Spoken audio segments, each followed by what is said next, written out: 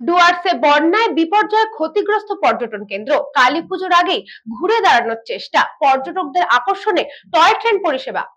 টানা বৃষ্টিতে গোটা ডুয়ার্স এলাকা বিপর্যস্ত পরিস্থিতি। নদী ও জলাশয়গুলিতে উথাল পাথাল জল ঢুকে বহু পর্যটন কেন্দ্র প্লাবিত হয়েছে।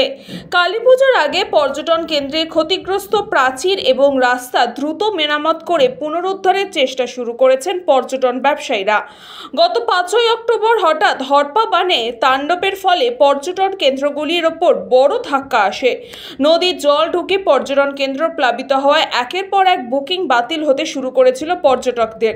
তবে ধীরে ধীরে পরিস্থিতি স্বাভাবিক হচ্ছে এবং পর্যটন কেন্দ্রগুলি পুনরায় কাজ শুরু করেছে। পর্যটকদের আকৃষ্ট করতে ডায়না নদীর ধারে থাকা ডুয়ার্স ফান সিটি পর্যটন কেন্দ্র চালু করা হয়েছে টয় ট্রেন পরিষেবা, যা ভ্রমণকে আরও আনন্দময় করে তুলবে।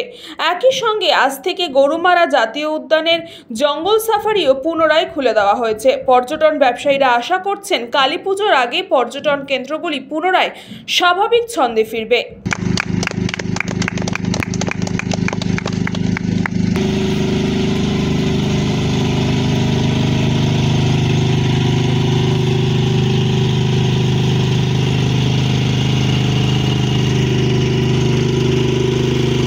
শুধু এখানে নয়, টোটাল ডুয়ার্সেই কোনো নির্দিষ্ট কয়েকটা জায়গাতেই হয়েছে এবং ডুয়ার্সে পর্যটকের একটা ভালোই ক্ষয়ক্ষতি হয়েছে। আমাদের এখানেও জল ঢুকেছিল, দুর্বল যে পাঁচিলগুলো ছিল সেটাই ভেঙেছিল শুধু। পরবর্তী সাথে সাথে আমরা সেটাকে মেরামতি করে ফেলি এবং আমাদের এখানে জল টল কোনো কিছুই নেই।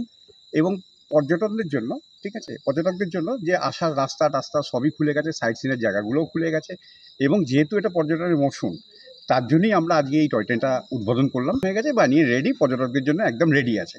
এবং তার সঙ্গে আমরা টয় ট্রেনটাও উদ্বোধন করলাম যাতে আমাদের এই ডুয়ার্স ফান সিটির জায়গাটা অনেক বড়। পর্যটকদের অনেক সময় অভিযোগ থাকতো এত বড় জায়গায় হেঁটে ঘুরতে হতো, সেটা যাতে হেঁটে না ঘুরতে হয় তার জন্যই এই টয় ট্রেনটা আজকে উদ্বোধন করা হয়।